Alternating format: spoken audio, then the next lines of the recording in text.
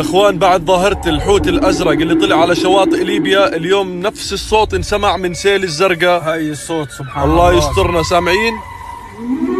لا حول ولا قوة الا